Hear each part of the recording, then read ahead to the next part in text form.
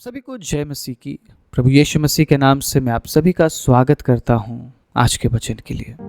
परमेश्वर के अजीजों, कई बार हम परिस्थिति और हालात को देखकर ये सोचते हैं कि परमेश्वर भी वैसा ही है जैसी हमारी परिस्थिति है। अगर हम लाचार है तो हम सोचते हैं हमारा परमेश्वर भी लाचार है। अगर हम बीमार है तो हम सोचते हैं कि हमारा परमेश्वर चंगा नहीं कर सकता है।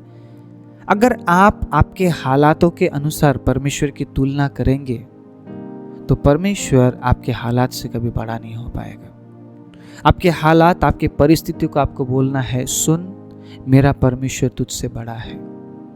ये मत कहो खुदा से मेरी मुश्किलें बड़ी है। ये मत कहो खुदा से, ये मत कहो परमेश्वर से मेरी मुश्किलें बड़ी है। उन मुश्किलों को कह दो मेरा प्रभु बड़ा है। हालेलुया। क्या आप आपके परिस्थिति को ये बोल सकते हैं कि मेरा प्रभु बड़ा है? क्या आप अपने हालात को बोल सकते हैं कि मेरा प्रभु बड़ा है? परमेश्वर का अजीजों, चौकस रहना बहुत जरूरी है। कई बार हम ऐसे परिस्थिति से घिर जाते हैं जिस परिस्थिति में हम प्रभु की महिमा कर ही नहीं पाते हैं और उस परिस्थिति में हम बहुत समय तक समय गुजारते हैं। आप समझ रहे इस बात को? क्योंकि आपने उसमें से निकलने की कोशिश नहीं की। आपने निकलने की कोशिश की तो खुद से कोशिश की और आप निकल नहीं पाए। लेकिन उस परिस्थिति में अगर आप परमेश्वर की महिमा करते हैं, प्रभु को बड़ा करते हैं, उस परिस्थिति, उस हालात को बोलते हैं, तू नहीं मेरा परमेश्वर बड़ा है। आपके जुबान में परमेश्वर ने सामर्थ्य दी है, आपके मुंह के शब्द में परमेश्वर ने सामर्थ दी है। उस सामर्थ को पहचानना पड़ेगा। परमेश्वर के अजीजों, जब तक उस सामर्थ, उस शक्ति को आप नहीं पहचानेंगे जो परमेश्वर ने आपके मुंह में रखी है, आप फल नहीं भोगेंगे। आप परमेश्वर के अजीजों, आज मैं आप सभी को उत्साहित करना चाहता हूं ये कहते हुए कि अपने हालात से कहिए मेरा परमेश्वर बड़ा है। हालेलुया। अपने परिस्थिति से कहिए मेरा परमेश्वर बड़ा है। और सिर्फ एक दिन कहने से नहीं होगा। सिर्फ एक दिन कहेंगे तो नहीं होगा कि मेरा प्रभु बड़ा है। आपको हर दिन ये कहना पड़ेगा और उस समय ज्यादा कहना पड़ेगा जब आपको ऐसा लगे कि मेरी परिस्थिति मुझ पर हावी हो रही है, मैं शायद अब जिंदा नहीं रहूंगा या मैं शायद अब जिंदा नहीं रहूंगी। उस समय आपको बोलना है मेरा प्रभु बड़ा है। उस समय आपको बोलना है मेरा परमेश्वर बड़ा है। सुनिए इस बात को आज सुनकर बस भूल मत जाइएगा। सुनकर थोड़ी देर के लिए उत्साहित होकर परमेश्वर की महिमा करने के बाद भूल मत जाइएगा। अगर आपने ये सुन लिया आपका परमेश्वर बड़ा है तो हर परिस्थिति में उससे बड़ा बनाए रखिए, उसे छोटा होने मत दीजिए। कई बार हम बोलते हैं मेरी बीमारी बड़ी है, तो आपका परमेश्वर कैसे बड़ा बनेगा वहां पे? कई बार आप कहते हैं ये परिस्थिति कभी नहीं बदलेगी, ये हालात कभी नहीं बदलेंगे, मैं इसमें से कभी नहीं निकल सकता। तो आप आपके परमेश्वर को छोटा बना रहे हैं। आपका परमेश्वर छोटा है क्या? आपका परमेश्वर छोटा है क्या? बोलिए मुझे। एक बच्चों का गाना है, my god is so big, so strong and so mighty, there is nothing my God cannot do। मेरा परमेश्वर बहुत बड़ा परमेश्वर है, वो सामर्थी और शक्तिशाली है और कोई भी बात ऐसा नहीं कि मेरा परमेश्वर ना कर सके। कोई भी परिस्थिति ऐसी नहीं कि मेरा परमेश्वर ना बदल सके। कोई भी हालात ऐसे नहीं कि मेरा परमेश्वर ना बदल सके। आपको समझना पड़ेगा इस बात को। आपको बोलना है उस परिस्थिति में मेरा परमेश्वर बड़ा है। बड़ा नहीं, बहुत बड़ा है। कितना बड़ा है? कितना बड़ा है आपका परमेश्वर? मैं बताऊंगा थोड़ी देर में। आपका परमेश्वर क्या कर सकता है आपके लिए वो भी मैं बताऊंगा। क्यों पता है? क्योंकि वो आपसे बहुत प्यार करता है। Jesus loves you.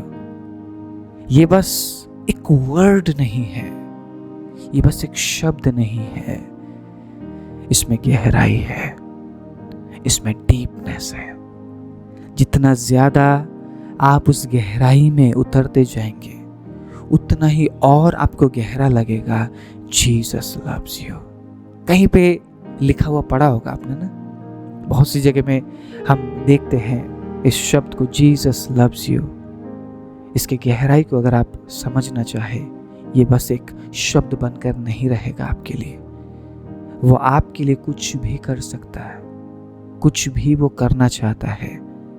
वो आपसे इतना प्यार करता है परमेश्वर के अजीजों। एक वचन के साथ मैं आप सभी को उत्साहित करना चाहता हूँ। मेरे साथ निकालिए इब्रानियों का किताब 3 अध्याय, उसके 12वें आयत को बड़े ध्यान से सुनिएगा। बहुत ही इंपॉर्टेंट वचन है। हे भाइयों, चौकस रहो कि तुम में ऐसा बुरा और अविश्वासी मन ना हो जो तुम्हें जीवित परमेश्वर से दूर हटा ले जाए।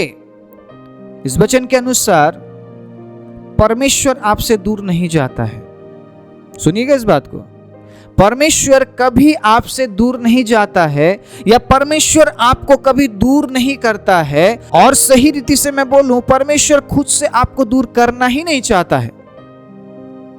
हम हमारे परिस्थिति के अनुसार परमेश्वर से दूर हो जाते हैं। अविश्वासी मन होने के कारण, बुरा मन होने के कारण परमेश्वर से दूर हो जाते हैं। जिस प्रकार आज के वचन में लिखा है, तुम में ऐसा अविश्वासी और बुरा मन ना हो जो तुम्हें जीवित परमेश्वर से दूर हटा ले जाए।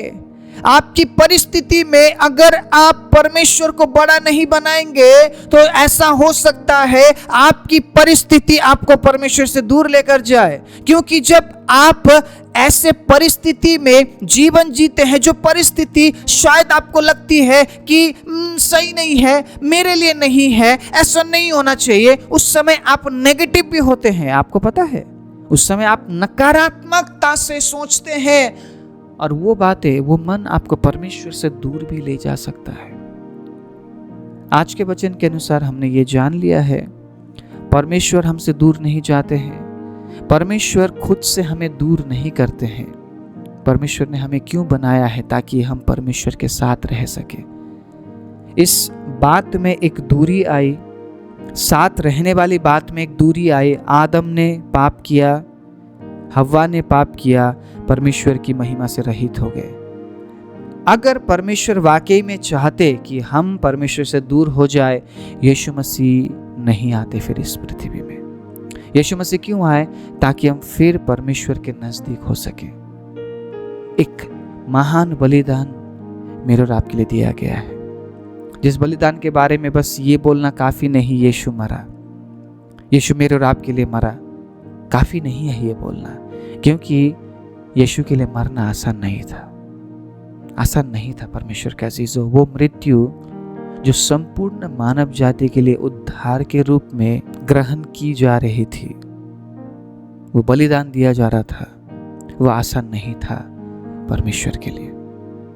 सोचिएगा, वो हमसे कितना ज्यादा प्यार करता है कि वो मरने के लिए भी तैयार हो गया। उसका प्रेम सच्चा है, उसका प्रेम दिखावा प्रेम नहीं है, उसका प्रेम स्वार्थी प्रेम नहीं है, उसका प्रेम सच्चा है। परमेश्वर के अजीजों, जिस परिस्थिति में आप हैं, क्या आप उसमें सकारात्मक होकर बने हुए हैं? मैं पूछना चाहता हूं आपसे, परमेश्वर ने इजराइलियों को मिस्र से क्यों निकाला? क्यों निकाला? परमेश्वर अगर उनसे प्यार ना करते तो क्या वो निकालते? मूसा को तैयार किया, समय लिया मूसा को तैयार करने के लिए। मूसा को तैयार करना आसान था? नहीं था। परमेश्वर ने 40 साल मूसा को भेड़ और बकरी चराने के लिए लगा दिया, ताकि मूसा उस समय में परमेश्वर के लिए तैयार हो सके। परमेश्वर ने एक ऐसे व्यक्ति को तैयार किया, एक ऐसे व्यक्ति को भेजा जो इजराइलियों को मिस्र से निकाल सके। मिस्र से निकलने से पहले ये दुखी थे और प्रार्थना कर रहे थे, परमेश्वर के मसीहा के लिए प्रार्थना कर रहे थे, परमेश्वर के छुटकारे के लिए प्रार्थना कर रहे थे। वो दिन आया, परमेश्वर ने इजराइलियों को मिस्र से आजाद किया। वो दिन प्रशंसा और स्तुति का दिन था। ये लोग मिलकर परमेश्वर की स्तुति कर रहे थे। परमेश्वर खुश थे, परमेश्वर अपने लोगों से खुश थे।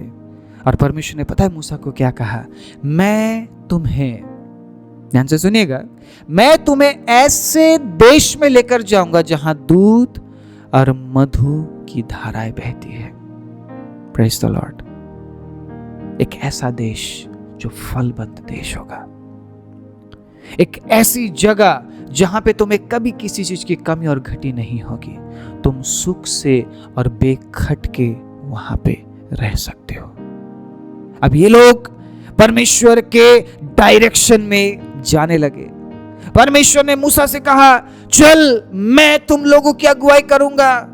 हालेलुया। कोई जीपीएस नहीं था, कोई गूगल मैप नहीं था। परमेश्वर ने कहा, ना ही तुम्हें जीपीएस की जरूरत है, ना ही गूगल मैप्स की। मैं तुम्हारे साथ साथ चल रहा हूं। मैं तुम्हें वहां ले जाऊंगा जहां मैं चाहता हूं।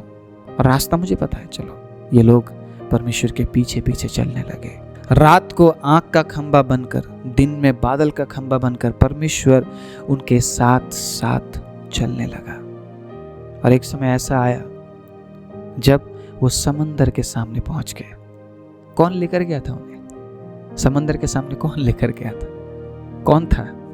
परमेश्वर। सुनिएगा, अब यहां पे बहुत ही गहरी बात मैं आपको बताना चाहता हूं। परमेश्वर उन्हें समंदर के पास क्यों लेकर गए? क्यों लेकर गए? वो भी रेड सी, लाल समंदर के पास, बड़ा और गहरा समंदर। समंदर में कितना पानी है अनुमान लगा सकते हैं आप? रेड सी में उस समय में कितना पानी था अनुमान लगा सकते हैं आप? समंदर कितना बड़ा था अनुमान लगा सकते हैं आप? नहीं। वो समंदर के पास पहुंच गए और परमेश्वर ने फिर से फिरौन के मन को क्या कर दिया? कठोर कर दिया। और फिरौन अपने रथों को निकालकर इजराइलियों को मारने के लिए उनके पीछे चल पड़ा। फिरौन ने क्या कहा? अब हम उन्हें वापस नहीं लाएंगे, हम उन्हें खत्म कर देंगे। परमेश्वर के अजीजों, पीछे से फिरौन के रथ को देखकर ये इजराइली फिर डर गए। ये लोग फिर डर गए और ये बोलने लगे, परमेश्वर हमें रेगिस्तान में मारने के लिए लेकर आए हैं। परमेश्वर ने हमें बचाया नहीं है, परमेश्वर हमें मारने के लिए लेकर आए। एक साइड में समंदर और दूसरे साइड में फिरौन का रथ। परमेश्वर के अजीजों, वो एक ऐसा समय था जहां पे परमेश्वर अपने लोगों से सुनना चाहता था कि उसके लोग उसके लिए क्या बोलते हैं। सब के सब नेगेटिव थे, सब के सब नेगेटिव थे। उन्हें नहीं पता कि परमेश्वर हमें समंदर के सामने क्यों लेकर आया। हर एक कार्य के पीछे प्लान है, हर एक बात के पीछे योजना है। परमेश्वर आपके जीवन में अगर कोई कार्य कर रहे हैं, वो बस ऐसे ही नहीं हो रहा है कि चलो हवा में हो रहा है। नहीं, उसके पीछे योजना है। समझे इस बात को। इस्राएली अगर समंदर के पास पहुंचे हैं, परमेश्वर अगर उन्हें समंदर के सामने लेकर गया है, तो योजना था, प्लान था। और वो प्लान पता है क्या था? ये दिखाना कि मैं समंदर से भी बड़ा हूं। हालेलुया। परमेश्वर बहुत सारे चमत्कार दिखा चुका था मिस्र में। अब वो ये भी दिखाना चाहता था, मैं फिरौन की सेना को रथ समेत पानी में डुबा भी सकता हूं और तुम्हारे लिए समंदर को दो भाग कर भी सकता हूं। परमेश्वर ने मूसा को कहा, मूसा इन लोगों को बोल, कल के दिन मैं विजय दूंगा। हालेलुया। इन लोगों को बोल, मैं इनके लिए रास्ता निकालूंगा। बोल इन लोगों को। मूसा बोलने लगा, सुनो, परमेश्वर ऐसा बोल रहे हैं, भयभीत ना हो, मत डरो। परमेश्वर कल के दिन हमें विजय देंगे, हमारे लिए रास्ता खुलेगा। लेकिन लोग समंदर को देखकर डर रहे। दूसरी तरफ वो फिरौन के रथ को देखकर डर रहे हैं। परमेश्वर के अजीजों, वो अद्भुत परमेश्वर है। जब तक वो समंदर दो भाग नहीं हुआ, वो आंख का खंबा बनकर फिरौन के रथ को रोकता रहा। उसने उस समय फिरौन को नहीं मारा।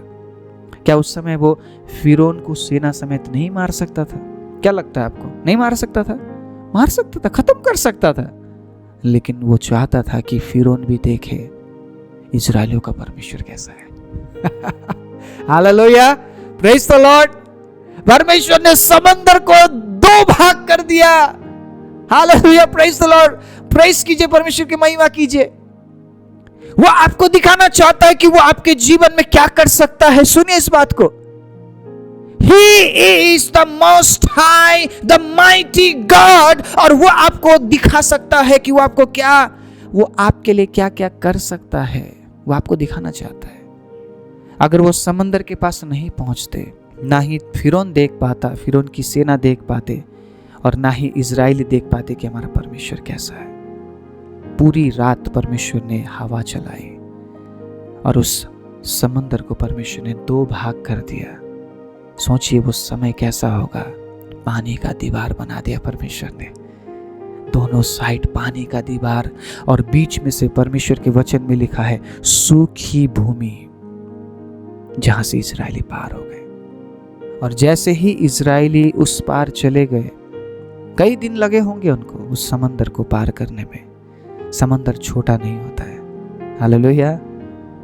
जब वो पार चले गए, फिरौन के रथ के सामने से वो आग चला गया, और फिरौन ने सोचा ये जो रास्ता बना है ये हमारे लिए भी ऐसा ही रहेगा। फिरौन ने अपने सेना को भेजा। परमेश्वर का अजीज हो, सेना जाने लगे और वो पानी दोबारा वैसा ही बनने लगा जैसा पहला समंदर था। सोचिए, जिस पानी को परमेश्वर ने रोक कर रखा था, दीवार बनाया था, वो कैसे गिरा होगा। बाइबल में साफ लिखा है परमेश्वर ने फिरौन की सेना को उस पानी में डुबाकर खत्म कर दिया। हालेलुया। वो आपको दिखाना चाहता है कई बार कि वो कैसा परमेश्वर है, उसका सामर्थ्य कितना है। परमेश्वर का अजीज, जिस परिस्थिति में आप है, इंतजार कीजिए, आप उसी परिस्थिति में परमेश्वर की महिमा देखने वाले हैं। ऐसे मन लेकर परमेश्वर के साथ मत चलिए जिस मन में बुराई और अविश्वास हो। आपको विश्वास करना पड़ेगा। अगर वो अपने लोगों के लिए समंदर को 2 भाग कर सकता है, अगर वो आग का खंबा बनकर फिरौन के रथ को रोक सकता है, अगर वो बादल का खंबा बनकर उनके साथ साथ चल सकता है, अगर वो उन्हें रास्ता दिखा सकता है, तो वो आपको रास्ता क्यों नहीं दिखाएगा?